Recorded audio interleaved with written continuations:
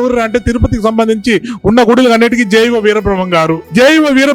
ప్రతి ఒక్కరు మిగతా వాళ్ళ గురించి మాట్లాడుతున్నారు కానీ జైవ వీరబ్రహ్మం గారి గురించి అసలు ఎవరు మాట్లాడటంలే. ఆయన ముఖ్యంగా అన్ని మతస్థుడు కూడా దూదేకలో సంబంధించినటువంటి ముస్లిం క్యాండిడేట్. ఎందుకు అతను తీసుకొని వచ్చినారు? తిరుమల తిరుపతిలో అన్ని మతస్థులను తీసేయాలని చెబుతూనే ఒక టాప్ క్యాండిడేట్ ని ఒక అన్ని మతస్థుని తెచ్చి ఆడ పెడితే ఏంటి మేము ఎవరికి చెప్పుకోవాలా, ఏమి చేయాలా? ఈయన ఆధ్వర్యంలో ఉన్నటువంటి రాత్రి ఇద్దరు ముస్లిం వ్యక్తులను అక్కడ పట్టుకొని, అక్కడ పనిచేసే వాళ్ళని పట్టుకొని ఈస్ట్ పోలీస్ స్టేషన్ పోలీసు వాళ్ళు హడావిడిగా వచ్చి వాళ్ళిద్దరిని తీసుకెళ్లి స్టేషన్ లో పెట్టి మేము వీళ్ళ మీద ఎఫ్ఐఆర్ కడతాము, మీరు ఇంకా బయలుదేరని నేను పంపించి తెల్లారేసరికి అడిగితే వాళ్ళు వెళ్ళిపోయినారు. లేదు వాళ్ళేమో తప్పు లేదు, కనీసం వాళ్ళ ఆధార్ కార్డులు కూడా తీసుకోకుండా ఆ ఇద్దరు ముస్లిం వ్యక్తులది ఆధార్ కార్డు కూడా తీసుకోకుండా పనిచేసిన వాళ్ళు ఎందుకు పంపించారు? ఇప్పుడు ఎవరు పనిచేస్తారని చెప్పడానికి గుడి పైన అంత పని జరుగుతా అంటే వీడియో రికార్డింగ్ ఎందుకు లేదు? ఎవరు సీసీ కెమెరాలు అక్కడ ఉన్నటువంటి సీసీ కెమెరాలు వాటి రికార్డింగ్లు ఎందుకు లేవు?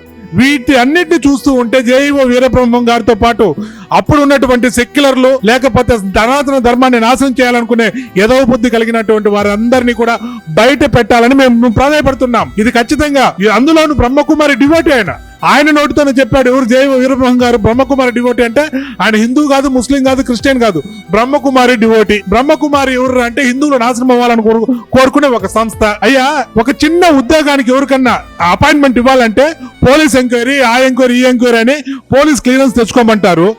జైవో లాంటి అంటే ఒక ధార్మిక ప్రపంచ ప్రఖ్యాతి గాంచిన తిరుమల తిరుపతి దేవస్థానానికి జైవుగాను ఇంకో అధికారిని వేయాలనుకున్నప్పుడు వాడి బ్యాక్గ్రౌండ్ ఏంది, వాడి మతం ఏంది, కులం ఏంది అనే కనీసం చెక్ చేయురా ఈ ప్రభుత్వాలు అడుగుతున్నా. ఈ ప్రభుత్వమే కాదు, ఏ ప్రభుత్వం వచ్చినా కానీ ప్రతి ఒక్కరు సెక్యులర్లు లేదంటే హిందూ వ్యతిరేకులు మాకు అధికారులు వస్తున్నారు.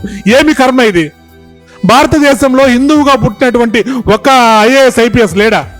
ఈ సెక్యులర్లే వస్తారా మాకు? లేకపోతే అన్ని మతస్థులే వస్తారా? ఇంకైనా మా ధర్మాన్ని కాపాడండి. మేము హిందువులమండి, హిందువులం అంటే చేత కాని విధవులమనే చెప్పుకోవాలి. అడిగేదానికి ధైర్యం లేదు, కొట్లాడేదానికి శక్తి లేదు. మాకు వేదన, రోదన, బాధ తప్పితే ఇంకేం లేదు. మాకు దయచేసి హిందువులకి సెక్యూరిటీ కల్పించండి, హిందువుల యొక్క దేవాలయాలు కాపాడండి, హిందువులు రక్షించండి అని చెప్పి నేను ఈ ప్రభుత్వాన్ని కాదు ప్రతి ప్రభుత్వాన్ని వేడుకుంటున్నా. తిరుమల ప్రజలారా, తిరుపతి ప్రజలారా మిమ్మల్ని వేడుకుంటున్నా. ఒకప్పుడు తిరుపతిలో గోవింద నామస్మరణతో అల్లారుతున్నటువంటి ఈ తిరుపతి ఈ రోజు మోగబోయి ఒక చెప్పుకోలేని మాటలు వినాల్సి వస్తుంది. ఇక్కడ నోరు తెరిచి అడగండి, ఇది మన తిరుపతి, మన గోవిందనామాలు వినపడాల్సిన తిరుపతిలో ఈరోజు మనం అన్యులుగా బతుకుతున్నాం, సెకండ్ సిటిజన్స్ గా బతుకుతున్నామంటే ఒక్కసారి తిరుపతి ప్రజలు కూడా ఆలోచించి ఇక్కడ పుట్టి పెరిగినటువంటి పెద్దలు, రాజకీయ నాయకులు దీన్ని పార్టీలకు అతీతంగా ధర్మం కోసం పోరాడాలని మిమ్మల్ని మనస్ఫూర్తిగా వేడుకుంటున్నా.